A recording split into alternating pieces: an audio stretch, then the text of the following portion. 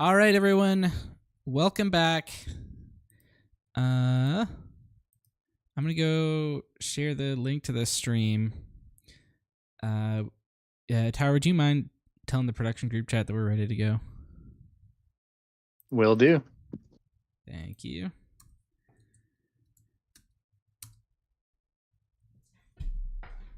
All right.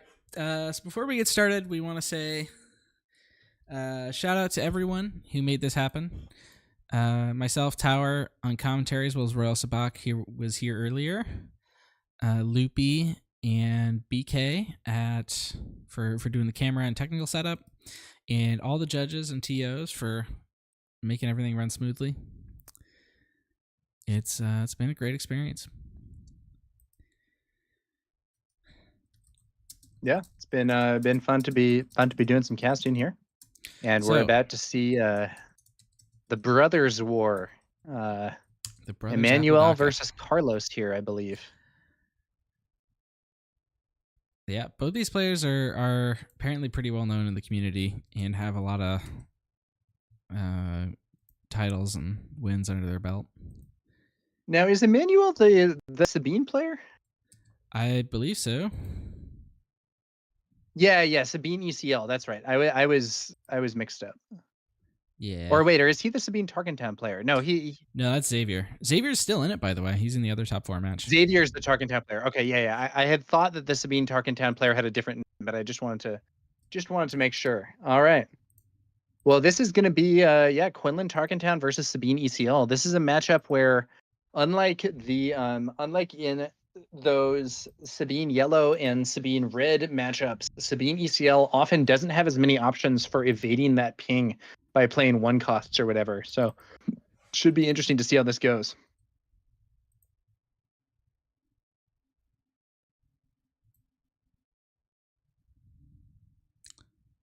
All right, let's see. I can pull up their list. Might be a second, but I do have them.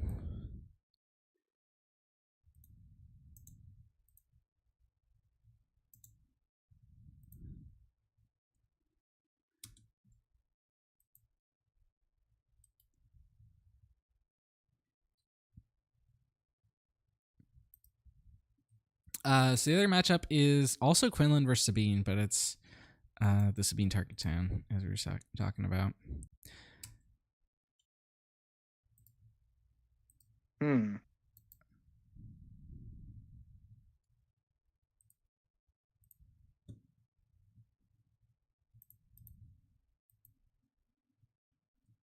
right, I just posted the list in the production chat if you want to take a look at them.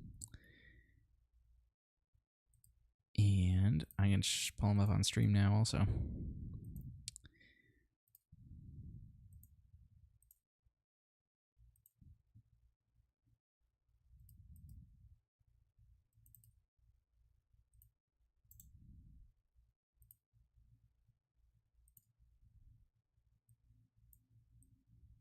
All right, and this is Carlos's Quinlan list.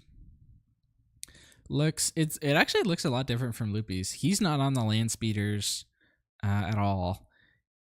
He's on more expensive stuff. He's got Pose in there. He's got 3 Hans. Not on the Radiant 7 at all. He's also got the Maces in the sideboard and the Shadow Hover tanks. So that's interesting.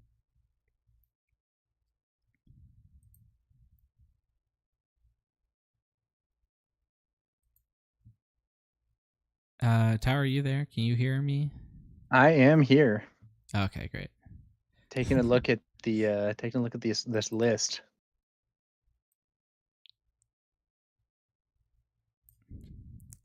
We're not seeing those X34 land speeders, huh? Yeah, it does seem like a really good card in Quinlan.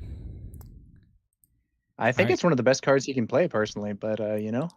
And here's Carlos has evidently been doing pretty well without it. So, you know, we'll see how he does here in this top 4 match. So yeah, this Sabine list is it's running some of the new stuff, but a lot of it's old. He's got 3 Chewies in there, 3 Lukes also.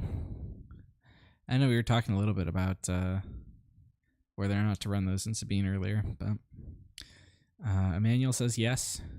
We're going to run him. He's got 3 Sabine's Masterpiece also, which is interesting.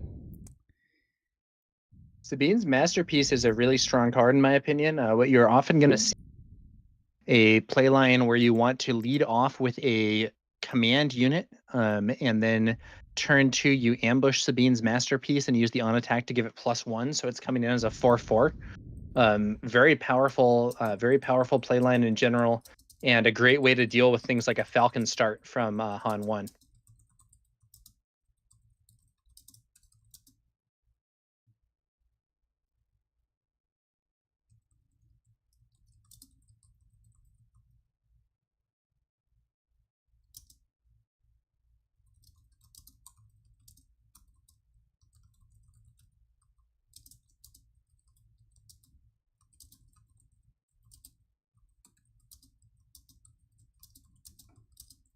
All right. Players going ahead. I've told people about the drawing camera. up. It is slightly crooked, and we're going to see what we can do about it.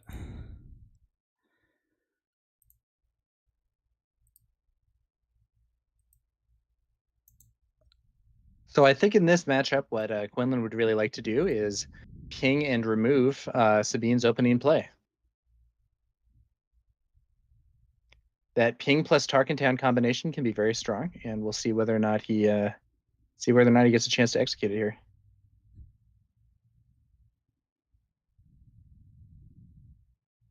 Looks like Emmanuel is starting out here with black 1. Yeah, it's going to be black 1 on the field.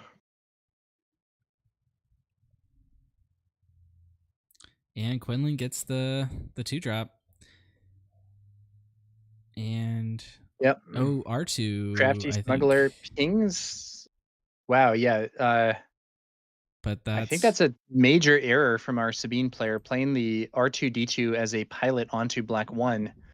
Basically just throws away a card since it dies to Tarkentown anyway. And I actually think it would have been probably a much better starting play to just play R2 as a ground unit here. Although I don't know, maybe not.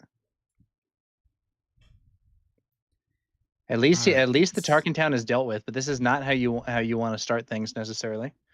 Sabine ping being used, 1 to each base. We're going to get the camera adjusted between games. All right, hotshot out of hand here. Interesting. Yeah, hotshot from hand is a high efficiency play in some ways. Would also open up a potential 2-drop unit for a ping. We do see a 2-drop unit, but it doesn't ping, as Emmanuel has brought out Sabine's Masterpiece. Now, he doesn't have any other colors of units, so Sabine Masterpiece has none of its abilities active, but it is still a 3/3 in space. It can attack and defeat that. Yeah, it can attack and defeat that A-Wing and only take 1 damage in return. Honestly, not a bad play at all.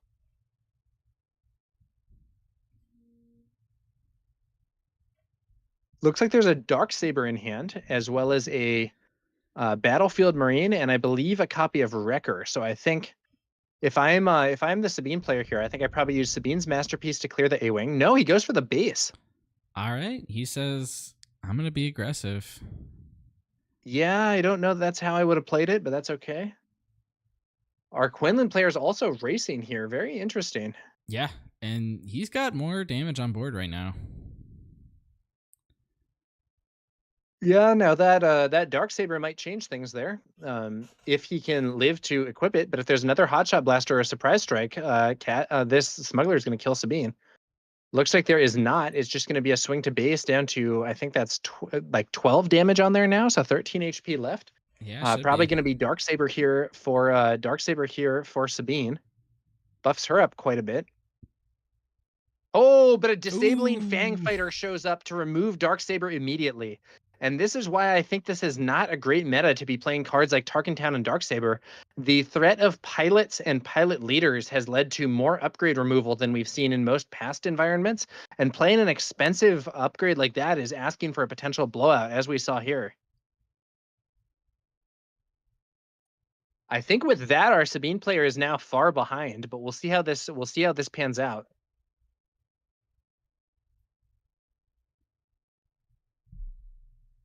I mean, the masterpiece is now hitting for bigger with Sabine out there. Yeah, I can do an additional 1 damage on attack.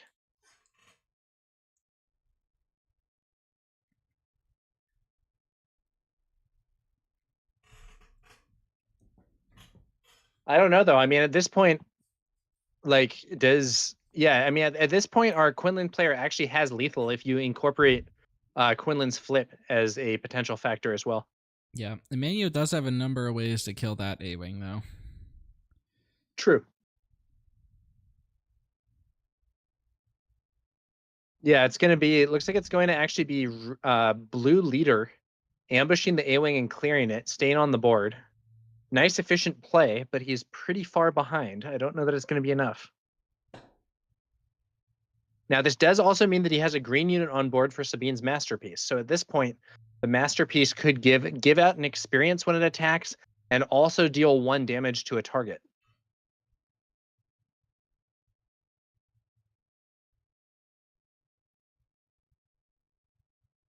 We could, for instance, see the masterpiece attack, buff itself, use a ping to knock the shield off of the crafty smuggler, and then leave Sabine in a position to clear that unit out. It looks like a battlefield marine now being played. All right. Remember, I just don't know that it matters. Emmanuel still has ECL up and Wrecker in hand, which could. Yeah, but he's so far behind. I don't think he can. I don't think he can win at this point. So like, Probably, yeah, if Quinlan swings base, Emmanuel will be left at 3 HP, and at that point, even if he has ECL Wrecker, it doesn't save him. You know, he could potentially trade for the Fang Fighter while knocking the shield off. But even then, Quinlan stays alive and gets to swing for 3. So yeah, trades for the Fang Fighter, knocks the shield off the smuggler, gives an experience somewhere. So this is the power of Sabine's masterpiece. Multiple on-attack abilities, extremely relevant. But the problem here is he has to deal with 2 units. Oh, no, you know what he can do? He can ECL He Wrecker. can ECL Wrecker, use the ability to kill the... Yeah. He's got to not swing with Sabine. So he's still alive on Wrecker killing both units. But I think but there's a Falcon, so I think that may be it.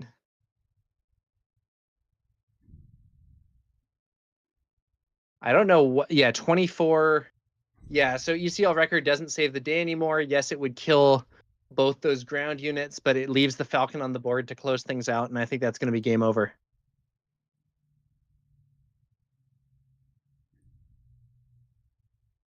He's going to play it out, though. ECL Wrecker for the double kill. And then Falcon to base. That's game, and we're going to move to game 2.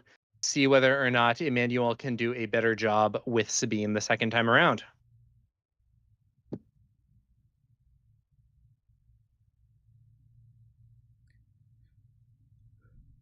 Bit of an interesting match there. All right, let's take a look at these sideboards. Carlos has looks like a lot of stuff for longer games, maces, techs. I imagine we bring in the 3rd Fang Fighter, or maybe we don't. He might be fine with 2. Actually, no. Emmanuel is running a lot of pilots in addition to the Darksaber, so I imagine we're going to see the 3rd Fang Fighter. Tech probably doesn't come in. The Shadowed Hover Tank is a maybe, but I think it probably comes in. It lines up really, really well into Sabine on 4. Spark Rebellion's another maybe. Interesting. Do you think you bring in Spark in this matchup? Maybe, I don't know.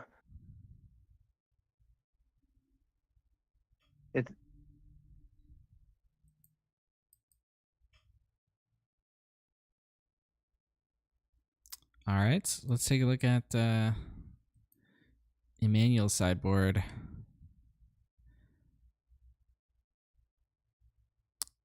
Let's see. He's got some interesting ones in here. Wolf, probably not, because Carlos doesn't have healing. Fang Fighter, again, probably not. Ewing's a maybe.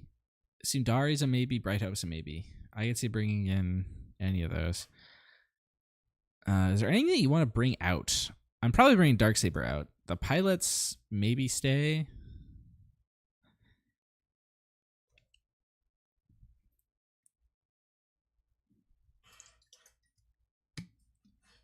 Yeah. I mean, so the one cost R2 is actually nice as an opening play because it is one cost. You don't immediately get pinged, but I don't know. Why does his deck only have one copy of Sabine Explosives Artist? You're right. That is kind of weird. I guess he might just think that other units are better. It looks like his opening plays are really oriented towards trying to get a green unit on the field for the Sabine's Masterpiece ambush. As we're seeing 3 copies of the Battlefield Marine, which is normally worse than Sabine Explosives Artist, and 3 copies of the Luke Jedi Knight. Sometimes Battlefield Marine is better than Sabine, but Sabine's on attack ability is really, really useful, and the ability to sometimes be immune to being attacked actually comes in handy more than you might expect as well.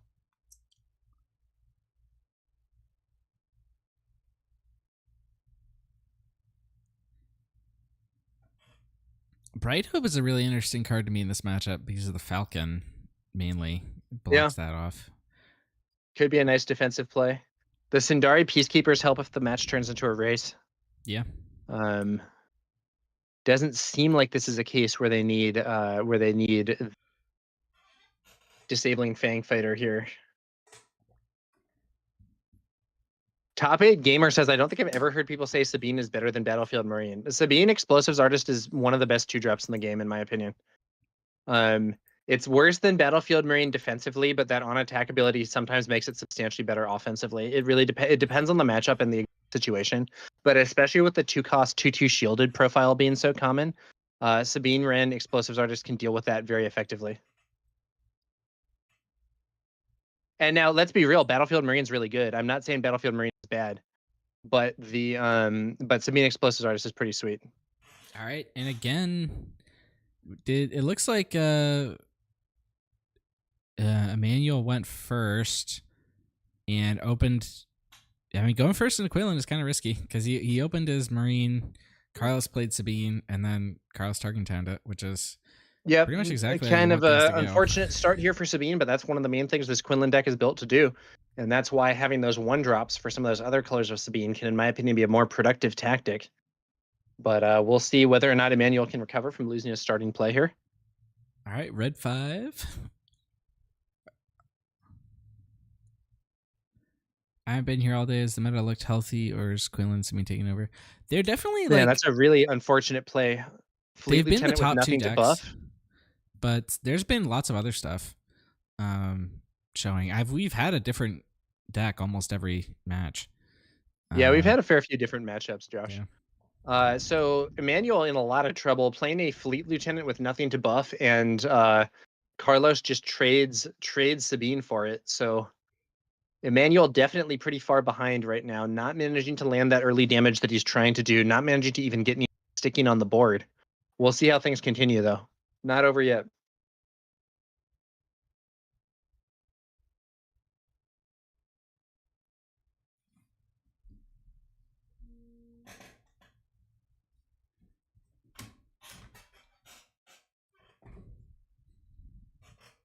All right, this is the Sabine flip turn. Ooh, Emmanuel's looking at his ECL to deal with the hover tank. Oh, and it's going to be Sindari. Sindari deals with that nicely. Free in the way for Sabine.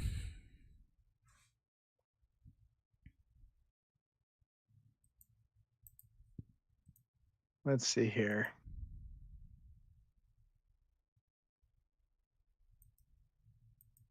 Is that a Rebel Assault for +1 damage? Might be. I mean, I guess he sees an opportunity to get some bonus damage in, and with that early game going pretty badly for him and ECL already used, I guess he thinks I may as well get as much as I can and just try and struggle through here. Weird situation, really. There's Quinlan on the field. Now we do have a Wrecker in hand, but without ECL, that's not going to be as effective an answer. Wait, how is Quinlan deploying now? Are they on 5? Yeah, because that last turn with the Sundari and Rebel Assault, that was the 4 resource turn because that was the Sabine flip. Oh, And sorry. then this is I the 5 looked. resource turn. Quinlan flips, swings into Sabine. Red 5 defeats Sabine with the on attack ability. We have Chewie from Emmanuel, but he gets ambushed by Plo Koon, and man, this is a really bad situation for Sabine. Like seems very far behind at this point.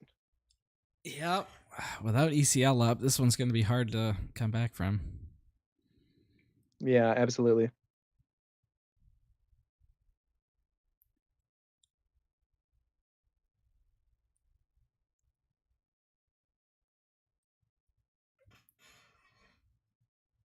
Let's see what happens.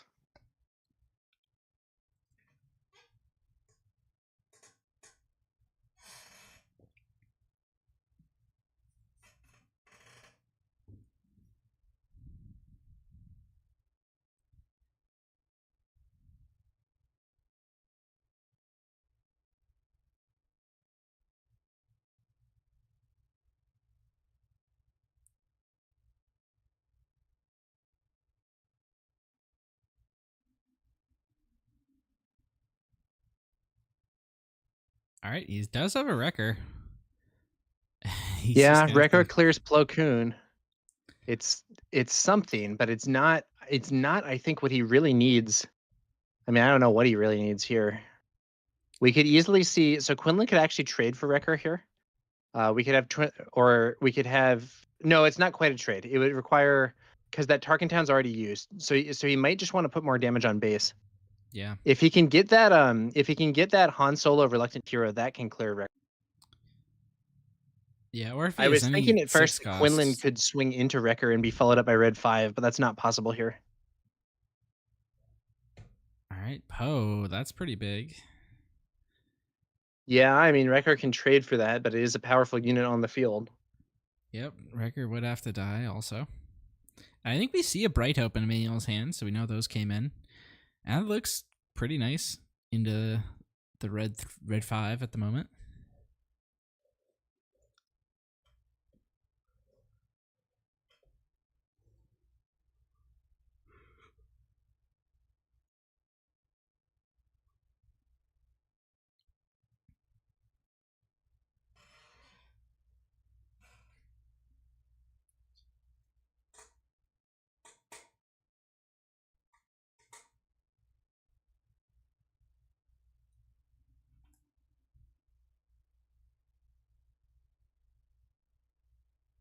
All right, Emmanuel's got initiative here. Okay. Yeah, I mean, we could see a swing to base. Could be some substantial damage added to the total. But the problem is, I'm pretty sure this Quinlan player has lethal on board. 6, 7, 8, 9, Yeah, 10, 11, 12, 13, 14. He wouldn't even need to use Poe's ability for extra damage here. So Sabine in a tough spot. It's going to be a swing into Quinlan. Quinlan off the board now, and a bit of extra damage via Overwhelm. Red 3 doesn't quite have enough damage to defeat Wrecker here, but the problem is we could see a swing for 8 to base with Poe, or it could be 6 to base. Ooh, Right, it's a hot shot blaster. At least 8. 8 in a discard, so that's going to be That's 10 to base. So now Red 3 threatens lethal. I think this game is about to be over. Emmanuel does have Bright Hope, but then Carlos claims and hits with Yeah, Poe. but that's just a claim, right? Well, he's going to play it. There's the Bright Hope. Bounces Wrecker. Very interesting. Seeing if he can find anything. I don't know what could possibly save him, though. All Carlos has to do is take the initiative. And it looks like he does, and wrapping stuff up. So very, very strong, convincing wins here from a Quinlan Tarkentown into Sabine. It felt like Quinlan really had these games under control. Yeah, I think this is generally what you're looking for as Quinlan. This matchup is pretty favorable. Yeah, this second game in particular, Sabine really struggled to get almost anything on the board.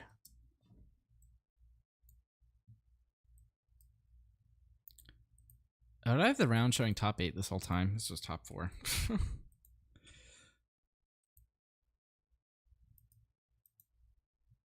Sorry, what was that? I was saying I had the overlay was wrong. It was showing top 8 this whole time, but it was actually top 4. Yeah, that was actually top 4. So now we're going to move on to the finals. And has the other top 4 match concluded yet? This one was pretty fast. Not yet. They're in game 2. Apparently, they're going to get moved over if they go to game 3. Okay. So we may be following up with the final game of the other side of the semifinals, or we may be delaying until it's just the finals directly. Josh Doe in chat says, I'm struggling with what beats Quinlan. It feels like nothing but smuggle decks can go into it. Rebel Trader, what's your experience with that? Is there anything you think is especially good against Quinlan right now? I think Kira is pretty good. I feel very comfortable in that matchup as Kira. I'll also say I actually don't feel bad about that matchup if I'm playing Sabine yellow. At the Denver sector event, I got paired into four different Quinlan Tarkentown players, and I won 3 out of 4. And the one that I lost was against a very strong player, and it did go to all 3 games, and it was close. So I think yellow Sabine is actually pretty reasonable into Quinlan. The difference being those 1-drops and stuff. Gudo the Gamer says Kaz does well into Quinlan. I went 4-0 into Quinlan at Beatle. I was the only Kaz in the field that week. So yeah, that new Kazuda Ziano, may have pronounced that wrong, but a interesting leader. You could and also Gudo just says play it was the Kaz smuggle 30 decks. HP red.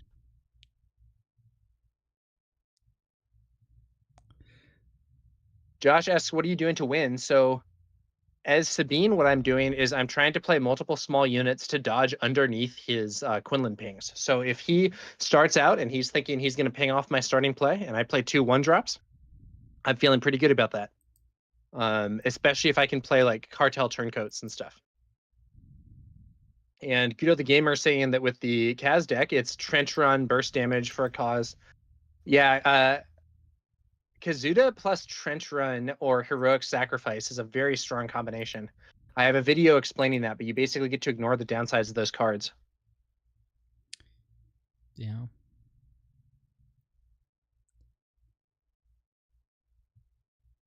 All right. Thank you to the team for fixing our crooked camera. Zane saying, I think CAD may have a good matchup into Quinlan, but who knows, post Django, as almost all decks have changes slightly to not have to angle against Django. Yeah, that's another good point. I think we're going to see some changes in a lot of builds, and I don't know where that will end up leading in terms of the meta once the player base has fully adapted to the recent suspensions.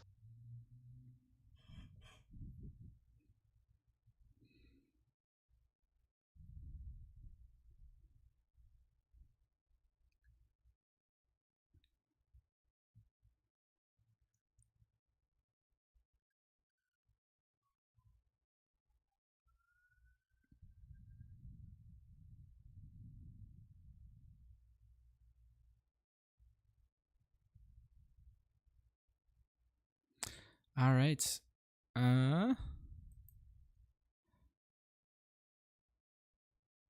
still waiting on updates from the other top 4 game. That game's Loopy versus Loopy's on Quinlan Tarkentown versus Xavier on Sabine Tarkentown. So 3 out of 4 Tarkentown decks in top 4, and the 4th one was an ECL, so all 25-point bases.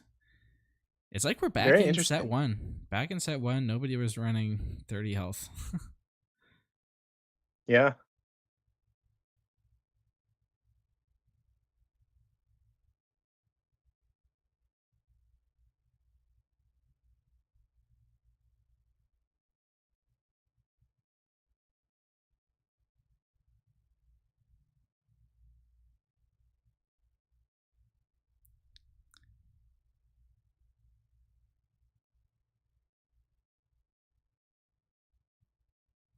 Thank you, Zane, for tuning in. We've had a great time casting. Yeah, there've been a few technical difficulties, but you know, it's still been some fun Star Wars Unlimited, especially as we're exploring a new meta here. Another interesting thing about Sabine in this brave new world is that if we do see an uptick in control decks, playing Sabine might be a good spot to be in against those control decks.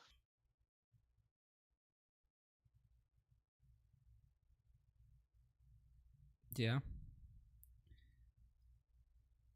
I generally feel pretty good with Kira into Sabine, but it can be tough.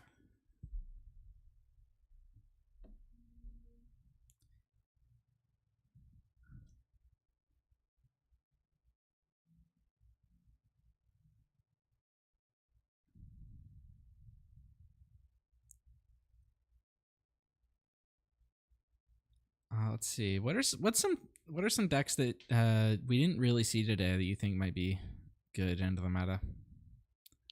Well, it's interesting. You know, I think one thing that people have been discussing is it time for hard control to come back now that DJ is no longer there to ruin their fun. So I think it's possible that we'll see decks like, the Iden Double Blue, for instance, is kind of a classic hard control deck. I know there's been some Bosk Blue play even before the suspensions. There's other stuff.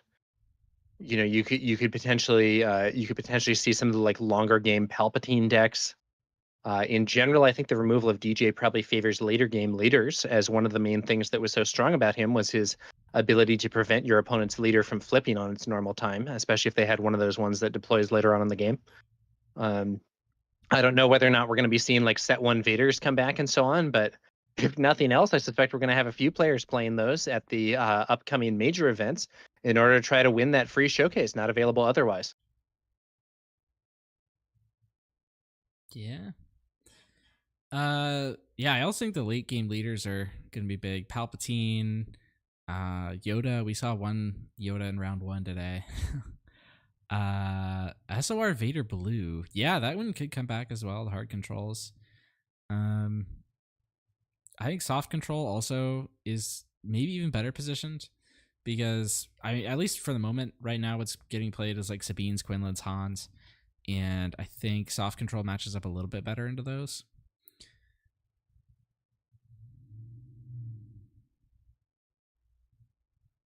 In chat, we have someone saying Spark of Rebellion Vader Blue, no disintegration is gross in that deck. I don't know. No disintegrations is an interesting card, so that's one. It's a 3-cost aggression villainy card that deals damage to a non-leader unit equal to 1 less than its remaining HP. So it's a great setup for that Spark of Rebellion Vader ability to ping them and do that remaining 1 damage. Also can potentially be used on your own units to really charge up grit. Rose Tico, interesting. I do think like blue green hero in general is going to be pretty strong. Like we were talking about Yoda, but Luke is also well positioned. I think jump to Lightspeed Rose is not that bad, to be honest. Yeah. Lando also came second at the Lando's kind of sick. Yeah. The question is whether or not I think you can put together a strong enough endgame with heroism. Right now, a lot of the endgame, like heavy win condition type cards are villainy, and heroism doesn't necessarily have the same top end. But I don't know. I think you could potentially do it. Like, imagine if you have, like, maybe you have red in your aspects, and you bring in crate dragons or something to be that top end. You know, there is some stuff out All right, and it looks like they're moving over the other match for us right now. It's going to be going into game 3 between Loopy and Xavier.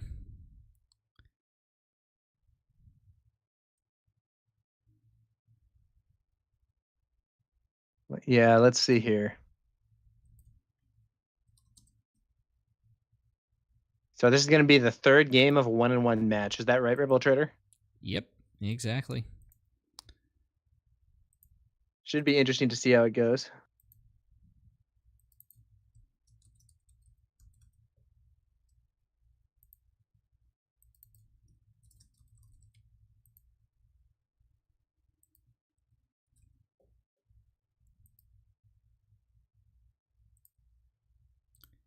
All right, and it was Xavier got game 1, Loopy got game 2.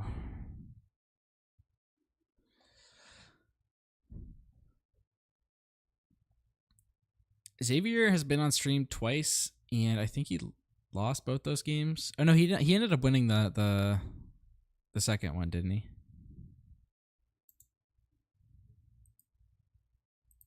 I think this is going to be interesting. We will see whether or not we can get the. We will see whether or not he can get potentially the multiple small units type set up to duck under those pings from Quinlan. But I think when we saw him play Quinlan earlier, he won the first one and then lost the second two. Yep. Yeah. And it looks he did win the second match we had on stream against Anakin. And there were some very close games. You know, we saw, I think twice we saw him be off by one, but we'll see what he can do here. It's 1-1, and whoever wins. And so we could see a Quinlan versus Quinlan finals, depending on how this one goes. Yeah.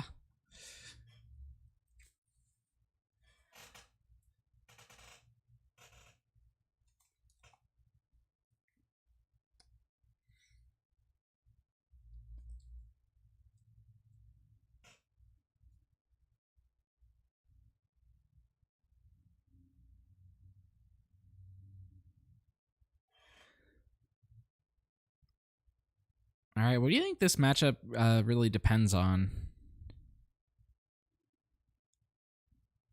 What are the key pivot points? I think one of the big things is whether or not Quinlan that ping off plus Tarkentown on the first turn to immediately stall Sabine's momentum. That's really what the Quinlan deck wants to do. This is why those one-cost units can be important, is they tend to make that much harder for Quinlan to pull off.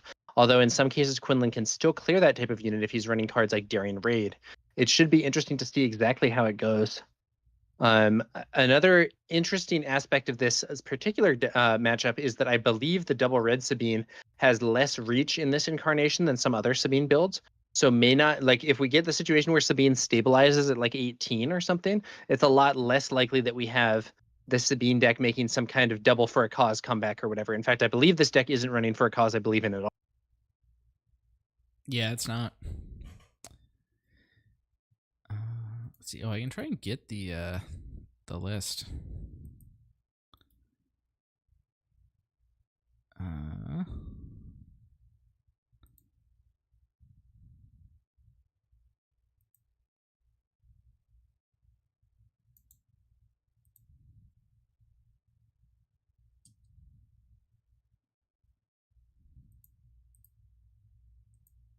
All right.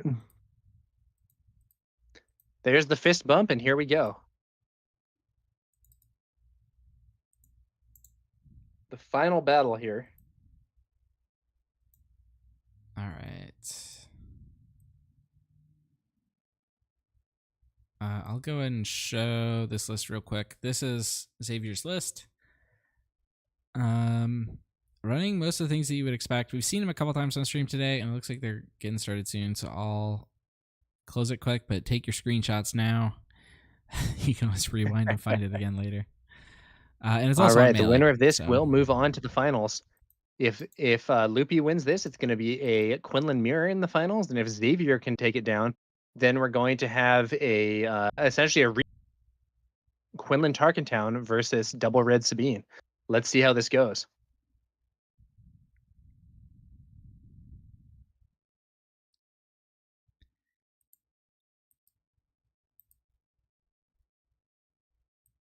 And for those wondering about the camera quality, the reason it's like this is because it's a limitation of the internet. The way we do these things is that I'm in Oregon. I think Tower's in California. This tournament's happening in Wisconsin. And, that means we have to send signal from Wisconsin to Oregon. And it takes a lot to do that. We've tried to do it like streaming from the store, and it's not always possible to do that. Like, if this is what the store internet's capable of doing, it's going to be even more difficult to actually fully stream it. So this is the best we can do with the equipment that we have. It's going to be 2 1-drop units for our Sabine player. It's going to be an R2D2 plus a copy of Mr. Bones And Loopy brings out the Green Squadron A-Wing, but I don't think this is the start that he's hoping for, because this does mean that he doesn't get a Quinlan ping this turn, and we could see a bunch of damage getting pushed fast if Quinlan can't find something to stabilize that ground arena.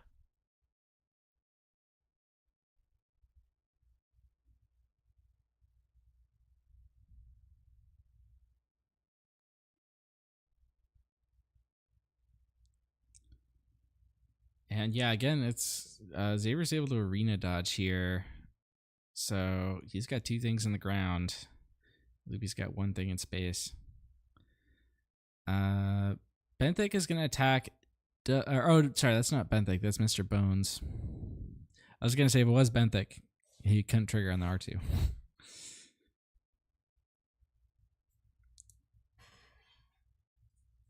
All right.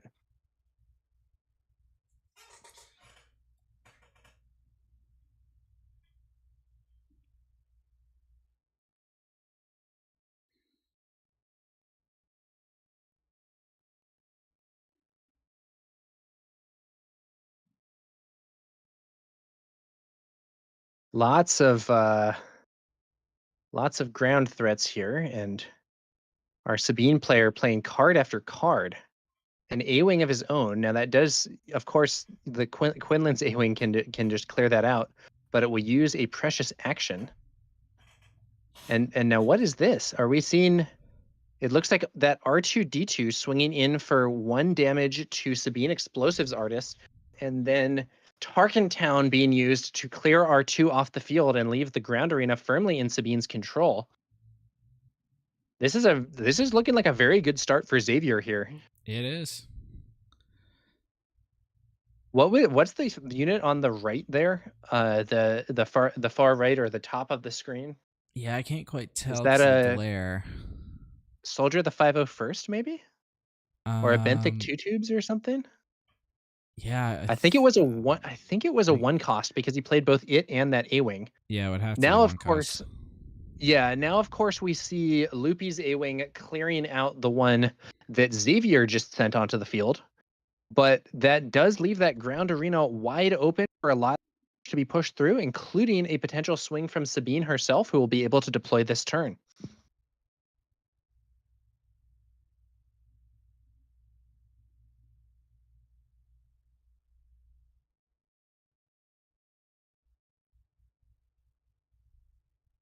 R2 leads it off, looks at that top card and leaves it on the top of the deck, I believe.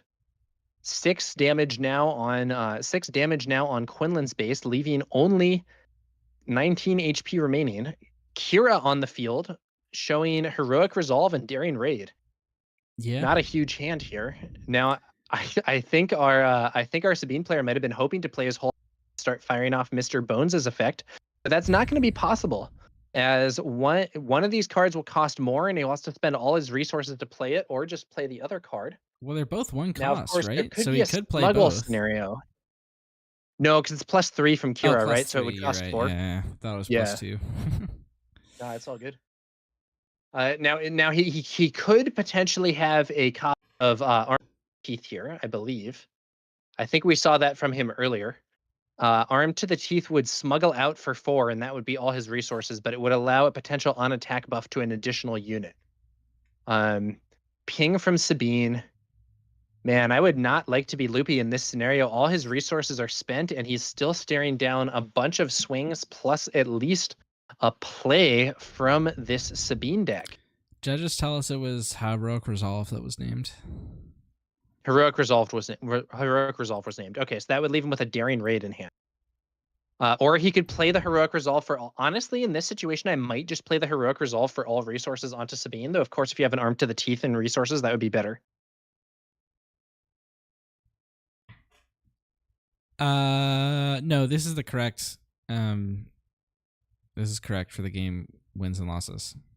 This is the other top and it 4 looks match. like Xavier is going with the playline that I was just discussing. Heroic Resolve played even through the cost increase. It looks like it's probably going to be buffing Sabine here. No, he's going to change it. Buffing Mr. Bones. Okay. Odd play there because it does leave Mr. Bones able to be cleared.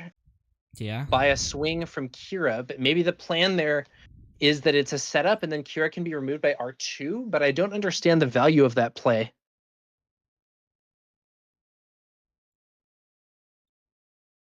Now we see a swing, another swing, lots of damage in. 7 HP left. I don't know. I struggle to see Loopy coming back from this. If he does, it'll be very impressive. Maybe the plan here, I think that third unit is Benthic 2 tubes. Maybe the plan here is that putting the heroic resolves on Mr. Bones makes it a must kill, which means that Benthic 2 tubes gets to live and do his own buff. Yeah. Whereas if he had played the heroic resolve on Sabine, then you're right, it is would. Benthic. But the thing is, if he'd played the heroic resolve on Sabine, he would also be able to kill the base hit. So I think that might have been better. But you know, whatever. All right, Loopy with only 7 health left. Oh man, a wing leader hits the board, buffing Sabine. +2/+2 on that Sabine, now swinging for 5 damage. If Benthic gets to swing first, then Sabine is swinging for more than lethal. I think it might have been better to just swing with Benthic and buff Sabine, honestly, because then you would have lethal on the next action, whereas this one's still going to take 2. But maybe he has a heroic sacrifice in hand, which would allow Sabine to defeat the base in one shot. Quinlan flip.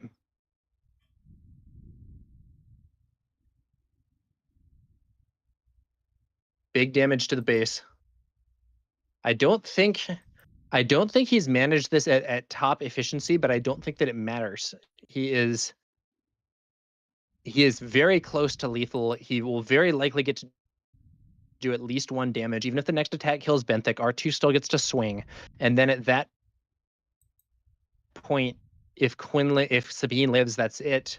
If Sabine gets killed somehow, then he has the ping. It's looking like a very tough scenario for Loopy, but we'll see what happens.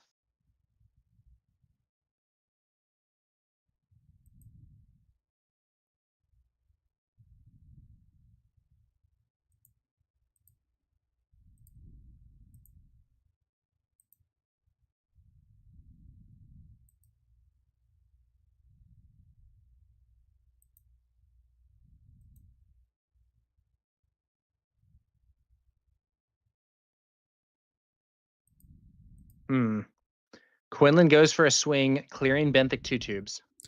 Xavier still has that daring raid, right? Oh, and you know what? It's just the daring raid to base, and that's it. All right, Xavier, moving on to the finals. Now, they bring out Plo Koon for some reason. I'm not actually sure what this game is over, right? Should be. Loopy's probably just showing what else he had. Yeah, just looking at cards or something. I don't know exactly what's happening, but it looks like Xavier has prevailed and is going to be moving on to the finals where he repeats this matchup. And if he can have the games go like that last one, he might be the winner of this event. That's very Xavier with the multiple small units game plan allowing him to dodge Quinlan's ping. I'm not sure we saw a single Quinlan ping go off this game. In fact, I'm pretty sure we did not see one go off.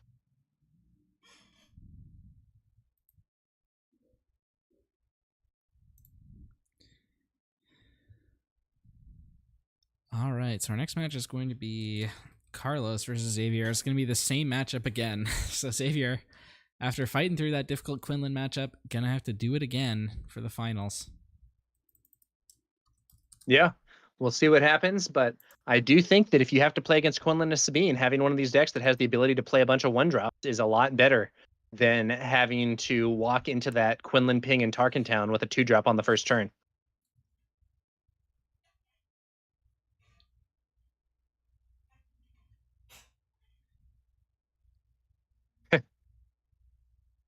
All right, we're going to be moving on to that next that final round shortly once that's set up.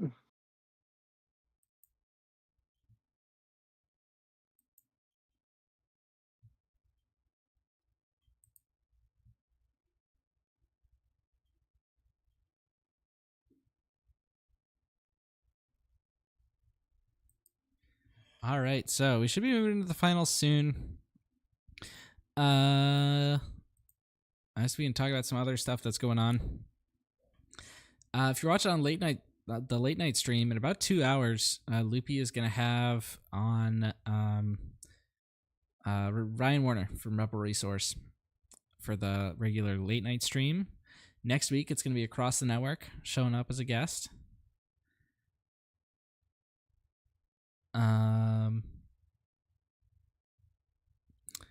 What else is going on? We're gonna, I believe, have coverage of Richmond in a couple weeks on late night NTTI. And Tower, you're gonna be doing it somewhere else also, right? Yeah, I believe that. So I am part of the McClunky Gaming team, and I am going to be casting with them. I believe at Richmond. I think there's going to be multiple streams like there were in Denver. So yeah, stay tuned for more coverage from me and probably others as well over on the McClunky Gaming channel. We've done a ton of PQs. I mean, it's been a lot of fun doing some SWU casting, and we'll see how things go. Yeah, and Camden in the chat saying he chose to keep playing. He wanted that matchup instead of a DQ. It's better to play against great players than not. Yeah, That's you a know, good I mindset. like we were saying, you know, like kind of a friendly event, not 100%, not 100% most competitive enforcement, and we'll see how things go in the finals here. Rebel Trader, did you say you were going to be casting Richmond? Yeah, I will be, at least for some of the rounds, probably not the whole thing. We'll Cool. be doing it with TTI and late night together. Okay. Yeah, it should be interesting to see how it all goes. I think I think it's very cool that even while we're still here in season 0, and even while we're still here in season 0, haven't seen season 1 yet. I think it's pretty fun to be having a community that already has this, you know, streaming and coverage and stuff for these events, even just set up by the community and so on. And I think it's a nice sign that there's interesting competitive play for this title. Yeah. Let's see. I can probably flash these lists here. This one, that one's Camden's list. This one is Loopy's list. I should have all these lists. This one is, okay, there we go. This is Xavier's list. We just saw it, but we can talk about it in more detail. He's running a lot of 1-drops, 3 Benthicks, 2 the V-Wings, 2 Bones, 3 R2, 3 Soldier of the 501st, 2 Spec Force, only a few 2s, A-Wings, Bo-Katan, Y-Wings, Sabine, lots of upgrades. 1 Cabinet Chaos of War main, another one on the sideboard, 3 aggressions, maxing out at 4 cost. That's, yeah, makes sense. And yeah, okay. I think the you know, this deck has a lot of those. It does have a 3rd Spec Force in the sideboard, but I do think that in matchups where you're not worried about Sentinels, in a lot of situations you'd rather play, you know, if the opponent's not running Sentinels and you don't care about for a cause I believe in, why play Benthic 2 tubes? You know what I'm saying? yeah. Same stat line, has a very relevant ability. Now, you could say, well, it doesn't get buffed by Red 3, but, like, you know, Benthic 2 tubes is probably a better card than Spec Force Soldier if you're not worried about Sentinels, and in most matchups, you're not necessarily that worried. In terms of reach, we do have the Daring Raids, and we do have a Chaos of War main deck, and potentially another one that can be but there's only 1 K2, which honestly surprises me a lot. This deck definitely doesn't have the same ability to reach out there and do that extra damage to an opponent's base once they've stabilized, but it also has a really big flood of nice cheap units that will hopefully prevent the opponent from getting to stabilization in the first place. Yeah. Let's take a look at Carlos's Quinlan. It looks pretty standard. He does have pose in there, which is the only thing that, like, not everybody's running pose, but it's, you know, pretty common. He's got Fang Fighters in there for some upgrade removal. Hit those twice the prides or arm to the teeth. Yeah, it could be relevant in this matchup, and I think, you know, we saw him deal a heavy blow to the Sabine player's hopes earlier when he played a disabling Fang Fighter to knock out that Darksaber. Yeah.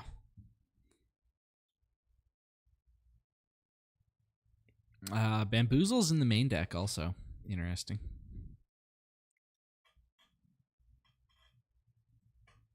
Yeah.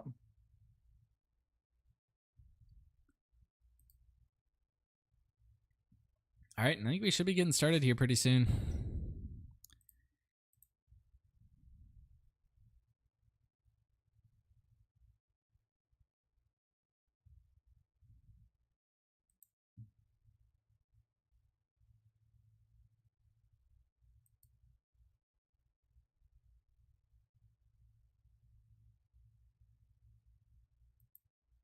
All right.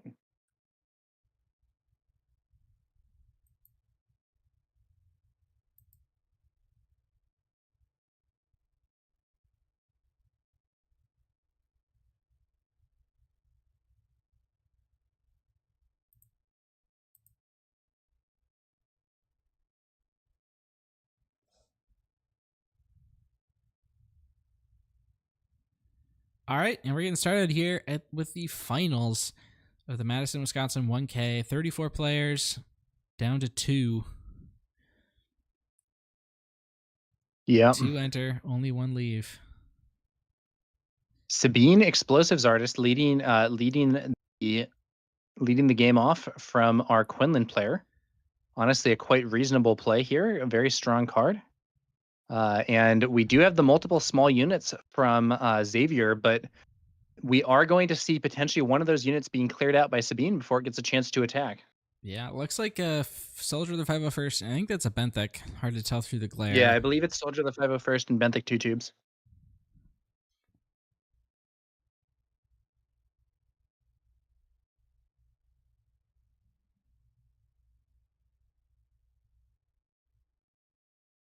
Yep, that's Benthic. And he's going to eat it to Sabine. Yeah, defeats Benthic 2 tubes. Now, we could see Sabine removed here by Tarkentown. But looks like it's going to be a ping first. Yeah, Xavier says, he might do that later, but right now he's in no need to rush it. Is that an ABG That's token? going to be, I believe, Red 5 played out by Quinlan. Yeah, that's an Aerobrick gaming token that Carlos is using to keep his hand. They were an old team in the Destiny days.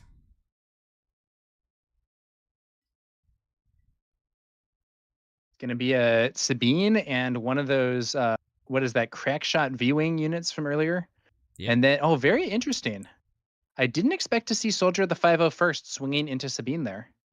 Yeah, that's interesting. Keeps the Tarkentown up. I actually think that's a very major misplay from Xavier, because it now means that Red 5 there can take out 2 units in 1 action. I think I would have just gone with Tarkentown and pushing damage onto the base. I guess the alternative would be that Red 5 would have been able to attack base and then use the on attack to clear. But yeah, we see the double kill there, just as predicted. I don't think that's something that Xavier should have let him get, but we'll see how it goes. He does still have his own Tarkentown available for some other scenario in the future.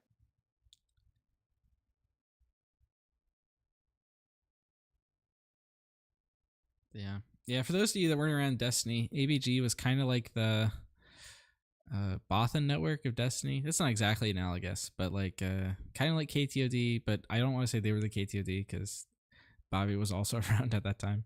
But the 2 teams worked very close together, and they did similar things. 3 to base from Sabine Explosives Artist. Carlos plays another Sabine Explosives Artist, pinging Xavier's. Tarkentown used to clear Red 5. Tarkentown used on the other side of things to clear Sabine. A Crafty Smuggler was played by Carlos. So now we're looking at Xavier's Sabine deploying onto a board with 2 enemy units and nothing on her own side. But Xavier still has 4 resources left. Brings out a Green Squadron A-Wing. And what else are we going to see here? Xavier has been doing a good job of kind of slow rolling his unit deploys to prevent pings from going off. Twice the wow, pride. that is so spicy. I do not know if I would have done that. But he throws twice the pride onto Sabine, allowing him to hit for a mighty 7 damage. But the problem is now his opponent's Sabine Explosives Artist can defeat Sabine in 1 attack. Yep.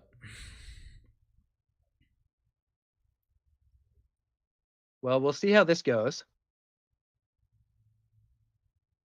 It does pretty much force that Sabine attack, though. Like, Carlos Yeah. can't get away with doing much else. And we are going to see it.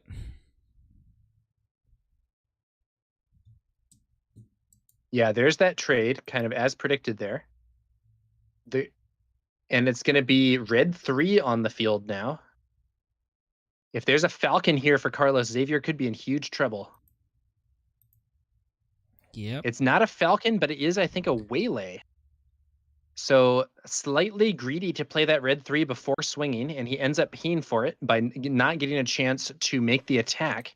And again, he plays 3 more Bones damage here. on the base here would have been really big.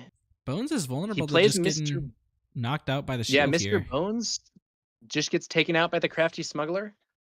I don't know. I think Xavier has given up a lot of damage here. If he had, he could potentially have had an additional 3 damage from that A-wing, and then an additional potential multiple swings from the soldier, the 501st that he traded. At minimum, he could have had 5 more damage here, I think. And I don't know. I don't know that he's going to be able to get there right now.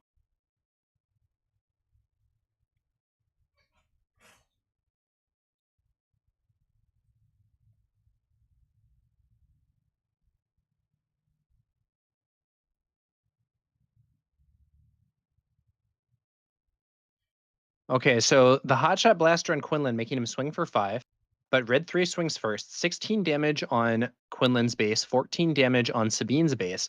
That means that we have 9 HP left for one and 11 for the other. It's going to be the Green Squadron A-Wing that was bounced by that Waylay now coming back into play.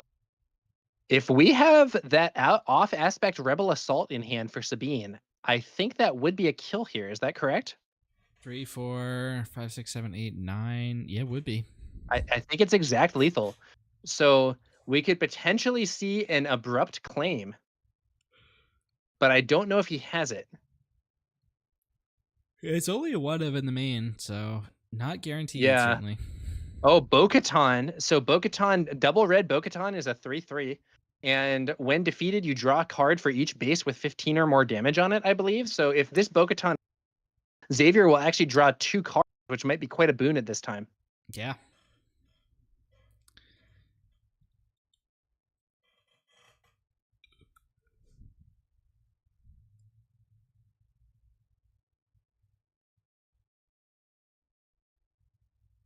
All right, force throw. It wasn't Rebel Assault. It wasn't Rebel Assault, but it's going to be another twice the pride, and 2 damage is no, I would not ping there. Just take initiative. Well, I mean, I guess I think the ping is I guess he probably thinks his safe opponent there. has at least one more play. Okay, yeah, that's fair. And that's a rough play. Falcon, that's going to be a big problem here for our Sabine player. Falcon, the Quinlan ping removes red 3, and the swing there is going to take the A-Wing off the field as well. So that might be I mean, it could be correct. But he also could have gone into base, which would have made it so Quinlan is lethal. I think this is going to be game. I don't think our Sabine player can get there, and it looks like he may agree. I think he's cleaning it up. Yeah. Tough situation there. I do think if we had that additional 5 damage from playing those interactions differently, that we would have actually had lethal there with that Bo-Katan. So ultimately couldn't quite get there, but I think it maybe Xavier could have won that game if he had prioritized damaging the base a bit more and then not been as greedy with the A-Wing red 3 play later on. Hard to say though, and of course difficult to second guess things from the commentators booth and have a good sense of what was going on field for the players who have also played quite a few games of Star Wars Unlimited today. We'll see whether or not Xavier can come back and get the win.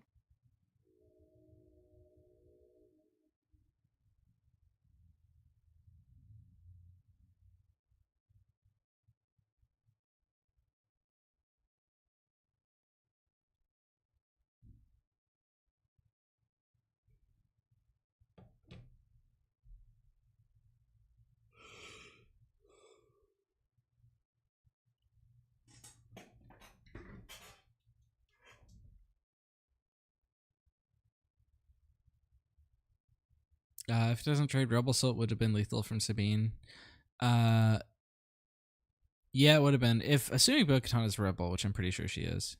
No, she's not. She's if she's not, Bo-Katan is Mandalorian. Yeah, Then, Mandalorian and Trooper, I think. Well, Carlos had it either way. Was just being safe.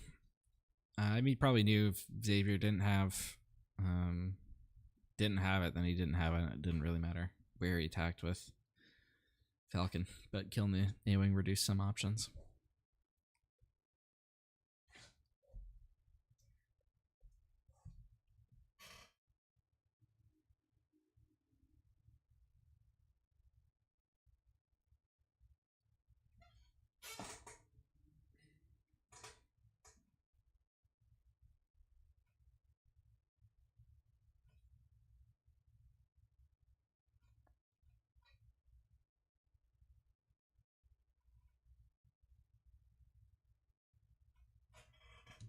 All right, let's see if we can show these sideboards. All right. So we can talk about what might come in. This is Sabine's. Bit more reach in there. Few more upgrades also.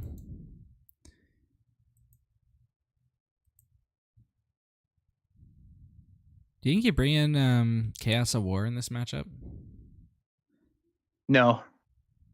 I mean, maybe you would just to try to have some extra reach, but this isn't one of the matchups where I think it's really strong. I think it's ideal for situation, especially against like blue villainy decks that are running Pershing and have a lot of card draw, or like a Bosk blue deck that runs some of those card draw bounties. I think typically you want it against decks that generate a large amount of card advantage, which is not normally what Quinlan does. But you might want it just to have something that you can maybe use for some extra reach. Yeah.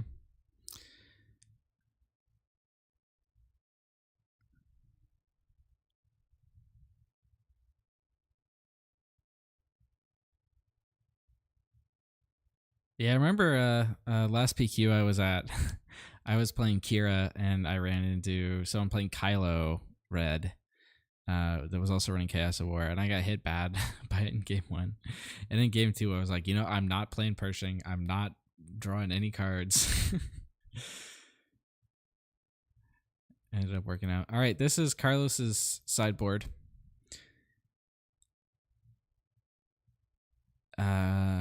Got a lot of stuff for late games, but I also think we're going to see Shadow Hover Tank come in. It lines up really well into Sabine on 4. Yeah, it can be.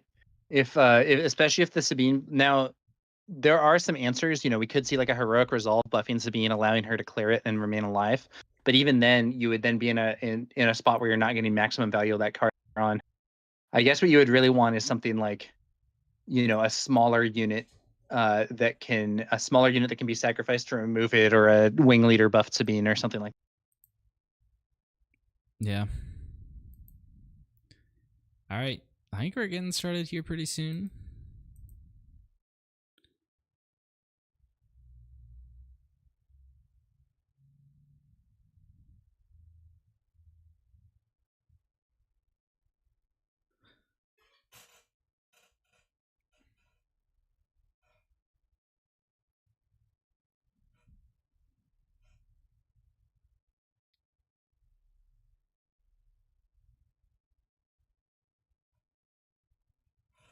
All right, so it looks like Xavier has initiative this time. I'm not sure I would have taken it. It looks like he's going to start with Sabine pinging Quinlan.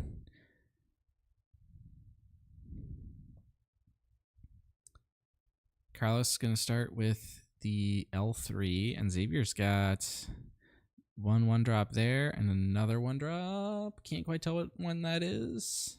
I think, yeah. So one of them is a Soldier of the 501st. I think the other one might be, I think it might be a Benthic 2 Tubes. Not sure. Yeah.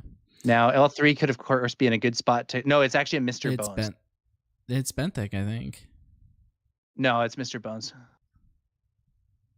Yeah, it's Bones. And but one way or another, it doesn't really matter, because L3 kills either of those while remaining alive, thanks to her shield. Yep. Now we see the swing from Soldier of the 501st into the base. Another 2 damage.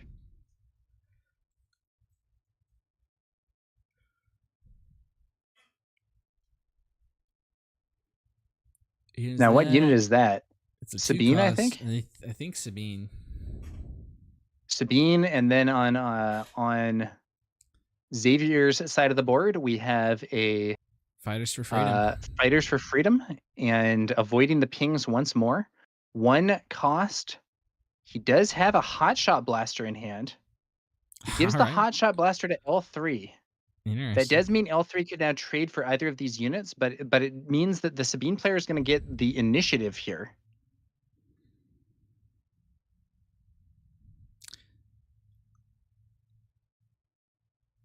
So now Xavier has a chance to go like run the 501st into L3 so they trade, and the L3 doesn't survive and can't kill the fighters. We're also going into 4, so he could potentially have aggression, which could knock out one of those units.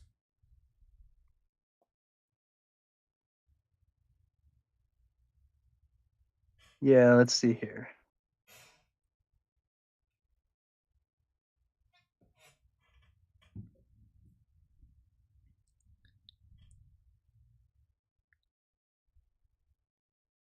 All right, just gonna run fighters to base here.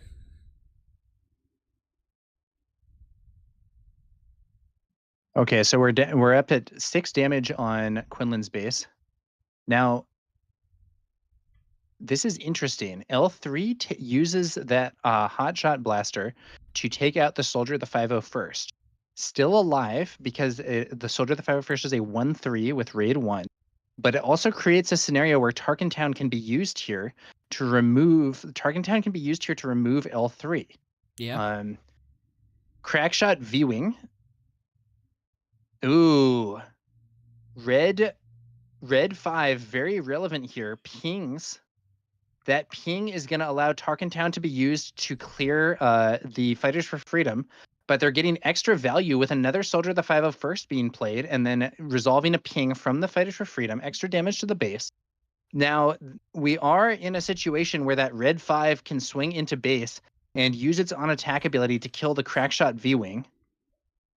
Sabine, Explosives Artist, clears out that Soldier of the 501st. We could end up with Quinlan clearing most of Sabine's units here.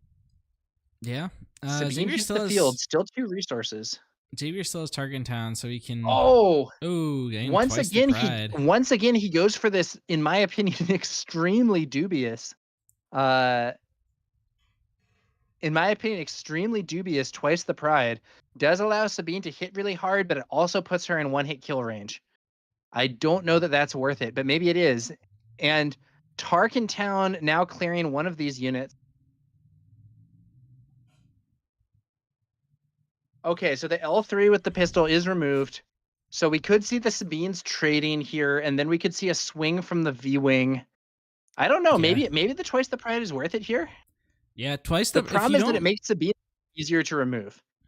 One of the things you get with Twice the Pride is that Carlos now has to trade Sabines, basically, which means that Crackshot is going to get a shot off when it probably wouldn't have gotten one before. Yeah, but if he hadn't played it, then Sabine probably would have got a shot off worth more.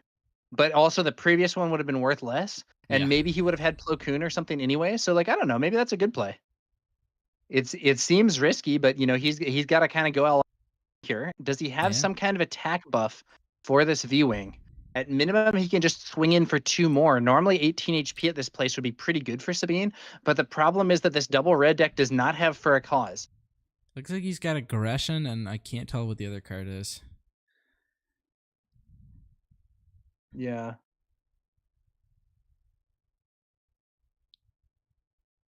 Gonna swing in for 2 more. If Quinlan does anything other than attack... Okay, so deploys Quinlan.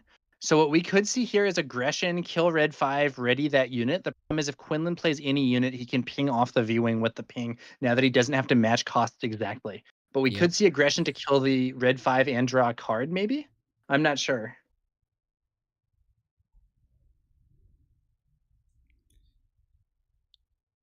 I think you can't let that red 5 live either way. So. Yeah, it's got to go.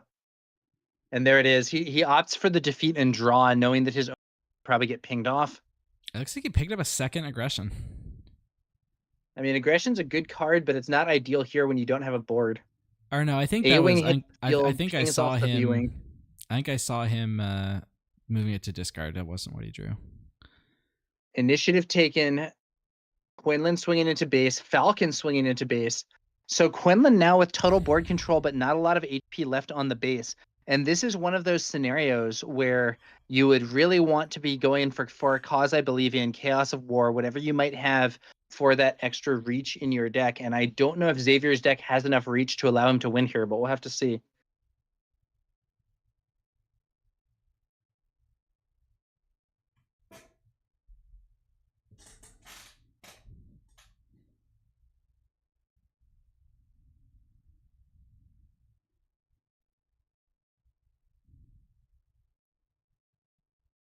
Ooh, K2.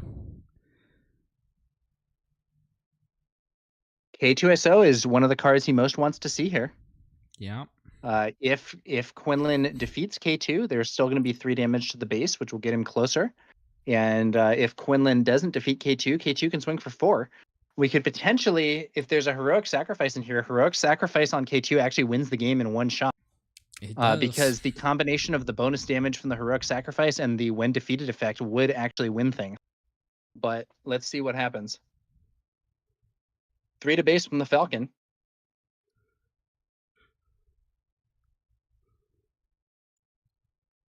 Carlos does have some catching up to do in terms of damage.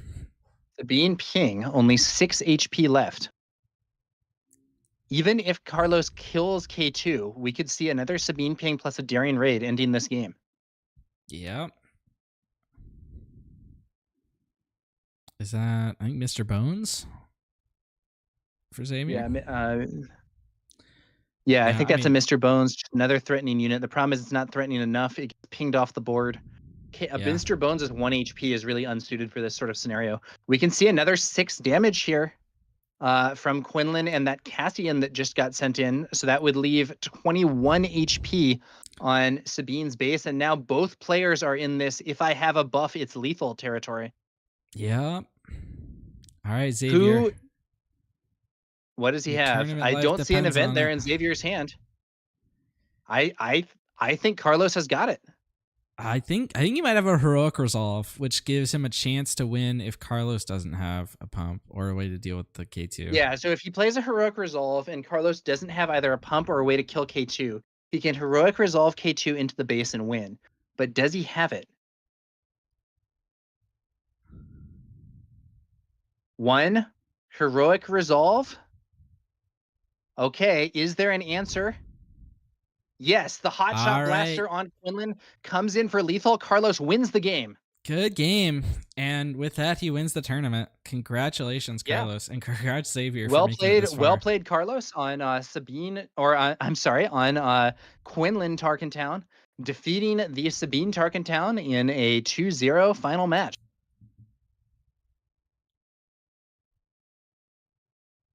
All right. Thank you then for tuning in. Thank you to everyone who made this possible. Tower, Royal for commentating with me. Loopy for, I think we're using some of his equipment.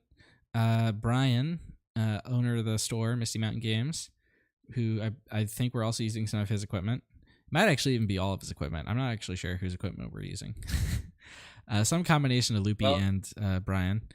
Thank you to all the judges and tournament organizers for making this smooth. They were communicating with us the whole time, helping resolve rules issues, telling us what was called on Kira's and whatnot. Yeah. Thanks to you too for doing this commentary yourself, Rebel Trader. Yeah. All right. If you're watching on late night, in about an hour and a half, they're going to have Ryan Warner, Rebel Resource, on for the regular late night stream. So tune in for that. And I think I'm just going to end the stream here. Sounds good. Thanks for watching, guys. Catch you all later. And if you made it this far, you're our hero.